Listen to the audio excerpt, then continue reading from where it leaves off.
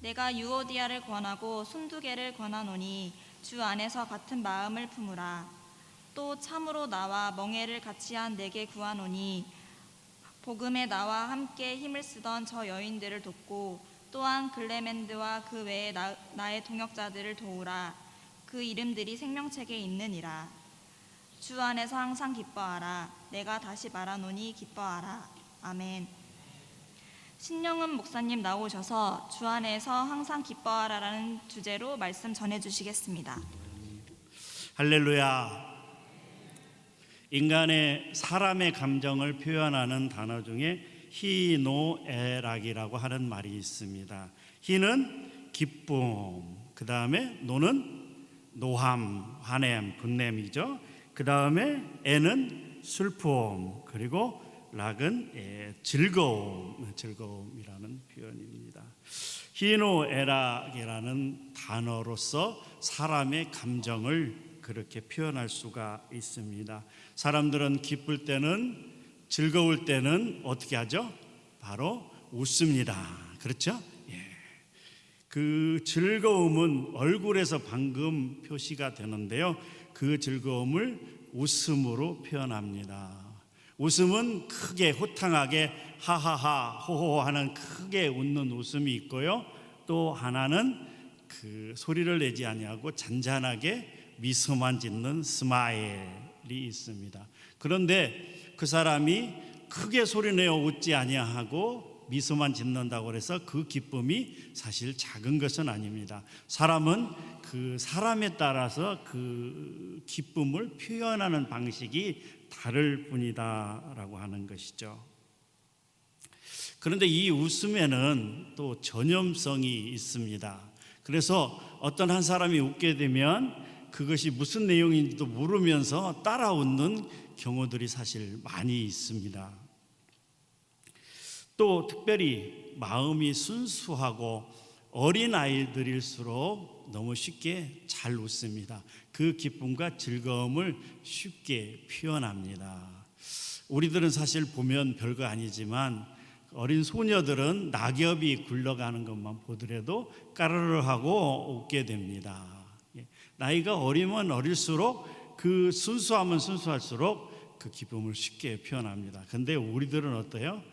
기쁜 일이 있더라도 별로 표현을 안 합니다. 그래서 늘 일자로 굳게 담은 그 입, 그리고 그 뭡니까, 인상 쓴 얼굴, 그런 모습들을 하고 다니는 경우들이 사실 많이 있죠.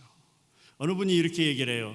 목사님, 요새 지금 세상에 웃을 일이 뭐가 있습니까? 기쁠 일이 뭐가 있습니까?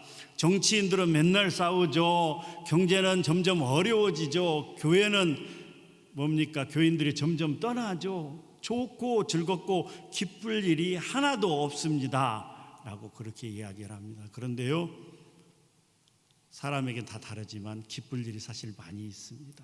예를 들어서 좋은 대학에 합격을 했다. S대, Y대, H대, 이런 그런 좋은 세계적인 명문에 합격을 했다. 짜증나, 나 하버드 대학에 됐어. 이렇게 짜증내는 사람이 있을까요? 우리나라 굴지의 대기업에 취직을 했어요. 짜증나, 나는 S그룹에 합격했어. 나는 이렇게 짜증내는 사람이 있을까요? 남녀가 사랑을 해서 참 하나님의 은혜 가운데 새 생명이 탄생했습니다. 짜증나, 넌 왜 태어났니? 이렇게 이야기하는 사람이 있을까요? 없습니다. 우리가 잘 생각해 보면 우리 인생 가운데 기쁜 일이 참 많이 있습니다. 그래서 저는 오늘 그 세 가지 경우를 한번 생각을 해봤습니다. 첫 번째입니다. 동심의 세계, 동심의 세계로 들어가면 정말 기쁘고 즐겁습니다.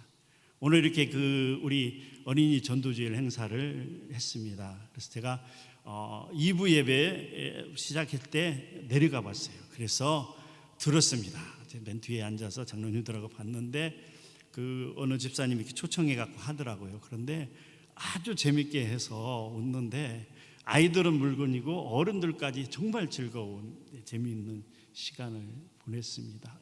저도 모르게 저절로 웃음이 많이 나오는 그런 상황들이 많이 되더라고요. 그리고 그 아이들을 보면서 너무 즐거웠습니다. 너무 기뻤습니다.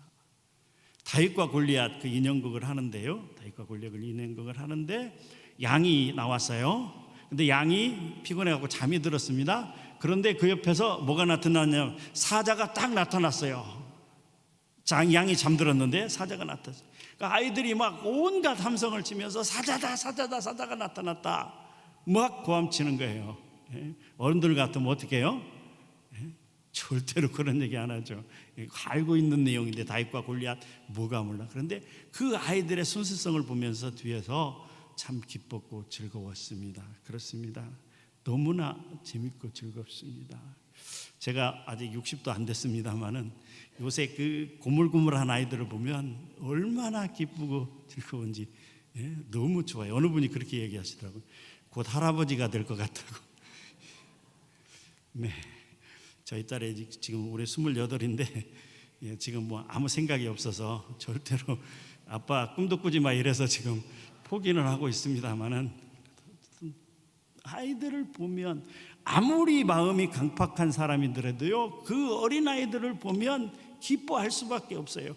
그런 그 어린아이들의 그 움직임 말하는 거 이런 거 보면서 화내고 짜증내는 사람은요 그 사람도 아니에요. 제정신이 아닌 사람이에요. 저희 아버지가 이제 그 몇 년 전에 이제 돌아가셨습니다만은 제가 기억하기로는 저희 아버지는 굉장히 엄하신 분이었습니다. 막 늘 이렇게 막 무섭게 인상을 쓰셔가지고 저희 친구들이 저희 집에 못 놀러 왔어요. 엄청 무서우시고. 근데 제가 기억하는 저희 아버지는 호탕하게 웃는 모습이 2번의 경우가 있었습니다. 첫 번째는요, 제가 방에 있으면 안방에서 아버지가 하하하하 이렇게 웃으세요. 그럼 뭐 보냐면 그 웃으면 복이 와요라고 하는 텔레비전 프로가 있어요. 그 저기 땅딸이 이기동, 그 다음에 또 누구죠? 그 다음에 구봉서, 그 다음에 또 비실이 배삼룡, 그런 분들이 나와가지고 막 엄청 웃기고 하면 안방에서 혼자 그거 보시면서 엄청 웃으세요. 하하하. 그리고 문 나오시면 또 정색을 하세요. 딱. 제가 쳐다보고 있으면. 그리고 두 번째는요, 제 이제 밑에 남동생이 있는데 그 남동생의 둘째 아들이 좀 터울이 길어요. 그래서 큰형하고 8살 차이인가 되는데 그 조카가 있는데 걔가 굉장히 늦게 태어났어요. 늦둥이죠. 근데 그 아이가 저희 집에 오면 그 아이를 보면서 우리 아버지가 너무나 즐거워하는 거예요. 너무나 즐거워하는 거예요. 말씀으로는 야 그거 하면 안 돼, 만지면 안 돼 뭐 이러면서도 그냥 눈이 떨어지질 않아요. 아마 여기 계신 할아버지분들도 다 똑같은 것이라고 생각합니다. 아무리 무뚝뚝하고 딱딱한 할아버지도요 그 손주의 재롱에는 백여날 재간이 없습니다. 너무나 즐거워하고 기뻐하는 거죠. 또 두 번째는 재미있는 말이나 재미있는 동작에 즐거워합니다. 그래서 TV에 나오는 그 개그 프로그램을 보면서 즐거워하는 경우들이 많이 있습니다. 예전에 했던 웃으면 복이 와요. 그 다음에 유머 1번지 한 번도 안 들어보셨나요? TV를 안 보시고 성경 말씀만 읽으시는군요. 죄송합니다. 개그 콘서트 들어보셨죠? 이러한 코미디 프로그램을 보면서 즐거워하고 기뻐합니다. 그래서 제가 이렇게 준비를 했습니다. 이게 뭐냐? 제가 인터넷을 뒤져가지고 재미있는 뭐 배꼽 빠지는 이야기 뭐 이런 것들을 제가 준비를 했어요. 왜요? 여러분들 기쁘게 하고 즐겁게 하기 위해서 제가 한번 읽어보도록 하겠습니다. 여자분들이 화장을 하는데요, 여자분들의 화장을 연령대별로 이렇게 표현하곤 합니다. 첫 번째 20대는 화장이죠. 화장이라고 합니다. 30대는 뭘까요? 치장이라고 합니다. 네, 치장. 40대는 변장이라고 합니다. 40대는 변장. 네. 50대는 뭘까요? 위장입니다. 위장. 위장술. 네. 60대는 포장입니다. 포장. 그렇죠. 70대는 환장입니다. 환장. 환장하겠네요. 80대는 뭘까요? 80대는 끝장입니다. 자, 네. 권사님이 예쁘게 화장을 하고 오셨어요. 아이고 권사님 위장하셨네요. 아니면 환장인가? 이렇게 얘기한다면 굉장히 기분이 나쁘겠죠. 굉장히 기분이 나쁩니다. 또 하나 또 해볼까요? 네. 우리 여기 앉으신 분들이 전부 다 웃을 때까지 한번 계속 가보도록 하겠습니다. 제일 싫어하는 사람이 있습니다. 제일 싫은 사람. 의사가 제일 싫어하는 사람은 누구일까요? 의사가 제일 싫어하는 사람? 앓으니 죽겠다는 사람. 그러면 치과 의사가 제일 싫어하는 사람. 치과 의사, 우리 여기 계신 것 같은 치과 의사 제일 싫어하는 사람. 이 없으면 잇몸으로 산다는 사람. 네. 그러면 산부인과 의사가 제일 싫어하는 사람이 있어요. 뭘까요? 산부인과가 제일 싫어하는 사람. 무자식이 상팔자라고 하는 사람. 네.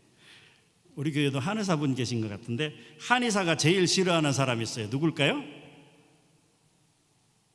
네. 밥이 보약이라고 하는 사람.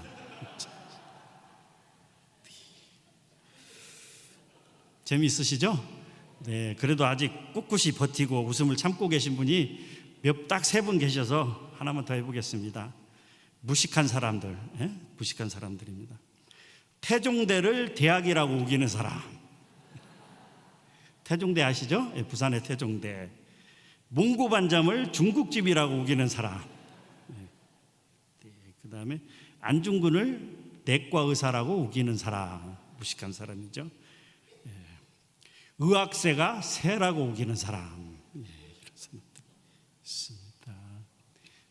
더 계속하고 싶은데 시간 관계상 그만두도록 하겠습니다. 그렇습니다. 이런 개그 프로그램이나 재미있는 이야기, 유머를 통해서 기뻐하고 즐거워하게 됩니다. 하나만 더 해보겠습니다. 절수가 방문을 닫아 걸고 큰 소리로 기도하고 있었다. 하나님, 우리 아빠가 저에게 자전거를 사두도록 해주세요. 그때 할머니가 그 방 앞을 지나가다가 철수에게 물었다. 철수야, 무슨 일이냐? 왜 그렇게 큰 소리로 기도하냐? 하나님은 귀먹지 않으셨단 말이야. 그러자 철수가 대답했습니다. 하나님은 들으시는데 우리 아빠는 못 들으실까 봐요. 네, 그렇습니다. 이런 재미있는 이야기를 듣거나 어떤 사람들이 하는 재미있는 동작을 보면서 우리는 기쁨과 즐거움을 느낄 때가 있습니다. 또 3번째는요, 사람이 칭찬을 받을 때 기쁨을 느끼게 됩니다. 칭찬은 고래도 춤추게 한다라고 하는 말이 있습니다. 우리는 다른 사람의 단점을 너무 쉽게 찾아내고 그것을 비판하고 정죄하는 데는 속도가 빠르지만 그 사람의 장점을 찾아내기에는, 좋은 점을 찾아내기에는, 그래서 그 사람을 칭찬하기에는 너무 어렵다라고 하는 것이죠. 제가 중국에 있을 때 아버지 학교 강사를 좀 했습니다. 별로 안 놀라우시네요. 그런데 이제 그 아버지 학교 진행하는 과정 중에 뭐가 있냐면 그 아버지들에게 자녀의 좋은 점 20가지, 가족별로, 자녀들별로 아내가 좋은 점 20가지를 써오는 숙제가 있어요. 그런데 많은 분들이 숙제를 잘 못 해오세요. 그래서 왜 그러냐고 물어보면, 우리 마누라가 단점은 수백 가지도 되는데 장점은 이 5손가락에 꼽기도 어렵다고, 그래서 숙제를 못 한다고 하는 얘기를 들었습니다.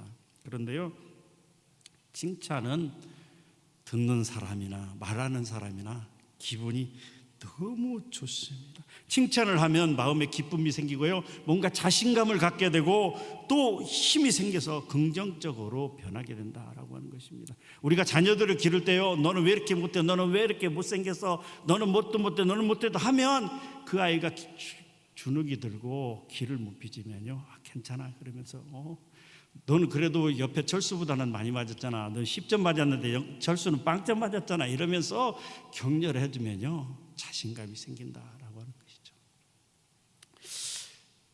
지지난주인가요? 2주 전인가 제가 1, 2부 사회를 한번 본 적이 있어요. 기억나시죠?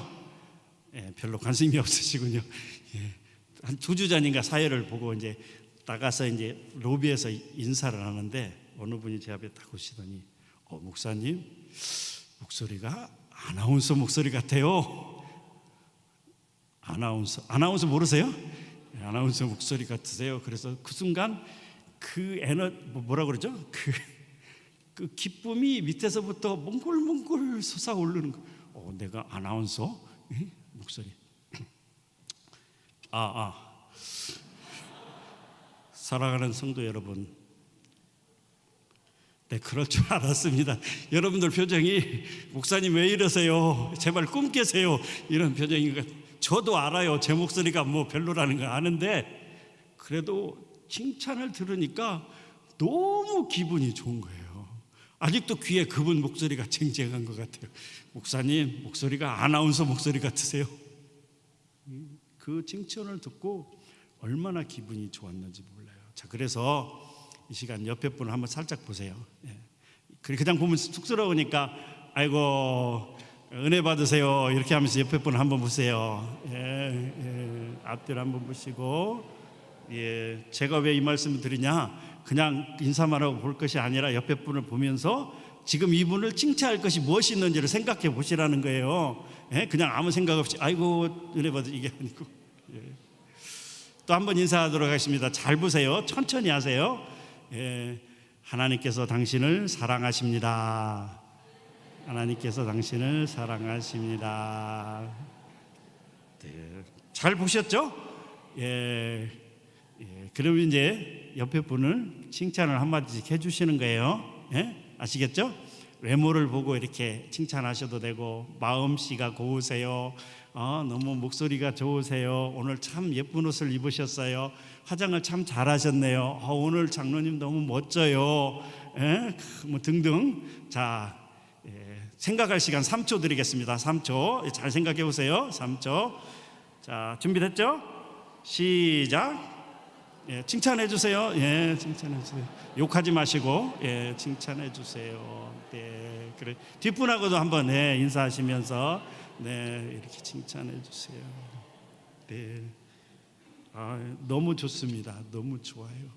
우리 소문교회가 이렇게 매일 막 만날 때마다 볼 때마다 칭찬만 하는 그런 교회가 됐으면 좋겠습니다. 할렐루야. 네, 박수까지. 네, 하나님 감사합니다. 네. 제가 처음에 교회를 오는데 우리 담임 목사님 그러셨나 누가 그러셨나, 우리 장로님이 그러셨나 잘 모르겠어요. 기억 못하는데 우리 서문교회는 할렐루야 이거 크게 하면 안 됩니다. 그래서 제가 지금 6개월이 됐는데요, 지금 참고 있습니다. 막 속으로는 할렐루야 이렇게 하고 싶은데 또 진 목사님 할렐루야 크게 하시면 안 됩니다 이러실 것 같아서 참고 있습니다만, 늘 이렇게 웃고 칭찬하고 기쁨만 있는 우리가 됐으면 좋겠습니다. 동심의 세계는 우리를 기뻐하고 즐겁게 합니다. 또 재미있는 개그 프로그램을 들으면서 또 웃음을 짓곤 합니다. 서로 칭찬할 때 기쁨이 있습니다. 그러나 이러한 기쁨들은 일회성이고 단편적이고, 또 그 기쁨의 순간이 끝나면 그냥 지나가 버립니다. 어린아이의 그 재미있는 모습을 보다가도 그 아이가 엄마 따라서 집에 가면 허무함을 느낍니다. 그렇죠? 할아버지 할머니들 그러시죠? 네, 볼 때는 즐겁지만 또 할아버지 할머니 집을 떠나가면 뭔가 이렇게 씁쓸하고 허무하고 가슴이 텅 빈 것 같고 그렇습니다. 재미있는 개그 프로그램을 보더라도 그때는 웃지만 그게 끝나면 허무함이 밀려옵니다. 이런 것들은 단편적이고 일회성이고 그냥 쉽게 지나가시는데요. 그런데 우리에게는 영원한 즐거움이 있다라고 하는 것이죠. 그것이 무엇입니까? 바로 천국의 즐거움입니다. 구원의 기쁨이라고 하는 것입니다. 우리 하나님 나라는 어떤 곳일까요? 말씀에 이렇게 비유를 했습니다. 마태복음 13장 44절에서 45절 말씀 다 같이 읽도록 하겠습니다. 시작. 천국은 마치 밭에 감추인 보화와 같으니 사람이 이를 발견한 후 숨겨두고 기뻐하며 돌아가서 자기의 소유를 다 팔아 그 밭을 사느니라. 천국은 마치 좋은 진주를 구하는 장사와 같으니 극히 값진 진주 하나를 발견하며 가서 자기의 소유를 다 팔아 그 진주를 사느니라. 어떤 사람이 어떤 땅을 이렇게 봤는데 우연히 금맥을 발견했어요. 금의 원료가 되는 금맥. 상상할 수 없을 만큼 어마어마한 그 금이 묻혀 있는 금맥을 발견했어요. 그래서 그 땅 주인에게 자기의 모든 것을 다 팔아가지고 준비해가지고 빚내가지고 그 금맥을 들어있는 그 땅을 샀어요. 그리고 집에 돌아와서 계약서를 딱 보면서 왜? 이것만 보면 즐거운 거야. 이 계약서만 보면 즐거운 거야. 가만히 있어봐. 요새 금 시세가 어떻게 되냐? 지금 금 시세가 얼마 돼요? 한 돈에? 우리 성도님들은 물질에 별로 관심이 없어가지고 지금 24K 한 돈에 3.75g에 약 20만 원 정도 간다고 합니다. 어제 시세로 19만 2천 원인가 그렇게 나왔더라고요. 그러면 이 금괴 있어요. 금괴, 순금, 금괴 1kg짜리가 얼마나 가느냐? 약 5,500만 원 정도 간다고 합니다. 그런데 그 땅에 금이 묻혀 있는데 수천 톤이 묻혀 있는 거야. 예를 들어서 10,000톤만 들어있다고 생각하면 10,000톤이면 몇 킬로예요? 1kg가 5,500만 원이니까 1,000kg면 계산이 안 됩니다. 죄송합니다. 이것까지 마치 계산을 못했어요. 세상에 아마 몇 번째 가는 부자가 될 겁니다. 내가 그걸 가지고 있어. 천국은 마치 그러한 것과 같다라고 하는 것이죠. 그런데 감사한 것은 어인 은혜인지 모르지만 저와 여러분들이 그 천국에 우리의 집을, 각자의 집을 가지고 있다라고 하는 거예요. 제가 그래서 다른 거 다 조사했는데 세계에서 10번째 가는 가장 비싼 집들이 있더라고요. 어마어마한 의리의리한 집들. 만약에 미국에 그런 집을 가지고 있다고 싶다. 수영장 있고요, 잔디밭에 축구장 있고요, 뒤에는 비행기 활주로가 있는 잔디밭이 있고요, 막 의리의리하게 금으로 막 화장실도 막 변기로 이렇게 해놓고 한 집이 있다고 칩시다.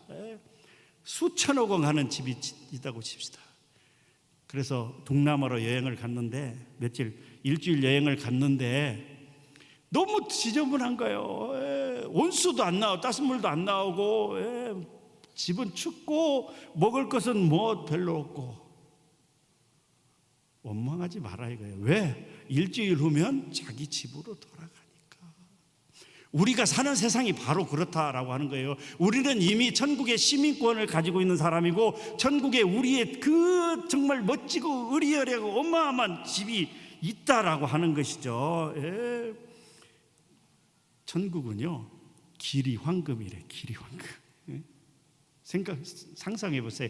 길이 황금이고요, 문마다 12부석이 있고, 백옥이고 정금이고, 진주로 되어 있고 어마어마하다고 요한계시록 21장 18절 말씀에 그렇게 되어 있습니다. 같이 한번 읽겠습니다. 시작. 그 성곽은 백옥으로 쌓였고 그 성은 정금인데 맑은 유리 같더라. 네. 우리 천국은요, 우리 하나님 나라는 그렇게 멋지고 상상할 수도 없을 만큼 멋지고 아름다운 곳이, 저와 여러분들이 그런 천국의 시민이 되었다라고 하는 것인데, 이 땅에서 좀 못 산다고, 이 땅에서 좀 병이 들었다고, 이 땅에서 힘들다고, 어렵다고, 기쁨을 포기한 채, 즐거움을 포기한 채 늘 인상 쓰고 불만을 터뜨리고 늘 원망하고 그런 삶을 살아서야 되겠느냐 이 말이죠. 사도 바울이 이 말씀을 기록할 때는 참 힘들고 어려운 환경이었습니다. 대충은 주후 약 61년에서 63년경으로 추정을 하고 있는데요. 4개의 옥중서신, 감옥에서, 로마의 감옥에서 쓴 편지들, 에베소서, 빌립보서, 골로새서, 빌레몬서, 이 4개의 옥중서신 중에서 가장 나중에 쓰여졌다고 합니다. 이 말은 사도 바울이 주님의 복음을 전한다는 이유로 로마 감옥에 갇혀서 사형을 당하기 얼마 남지 않은 그런 시간들이라고 하는 것입니다. 로마의 감옥이 얼마나 비참하고 힘든지, 그런 상황 속에서 사형을 당할 그런 정말 어렵고 힘든 상황 가운데 놓여 있습니다. 우리나라는 지금 사형제도가 없어졌습니다만 예전에는 사형제도가 있었죠. 제가 들은 얘기는 그렇습니다. 사형수들은 면회를 싫어한다고 합니다. 왜요? 이제 간수가 와서 3218번 면회, 그러면 그 사형수가 안 합니다, 해야 돼. 그래가지고 감옥문을 나오는데 쭉 걸어다 보면 앞에 삼거리가 딱 만난답니다.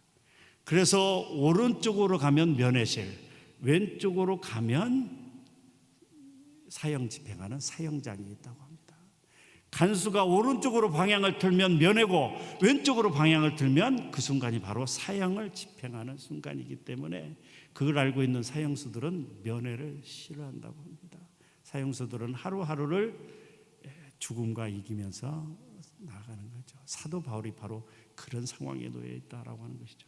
사랑하는 성도 여러분, 저와 여러분들이 사도 바울을 그때만큼 힘들고 어렵습니까? 사형을 앞두고 있는 그런 상태인가요? 아니잖아요.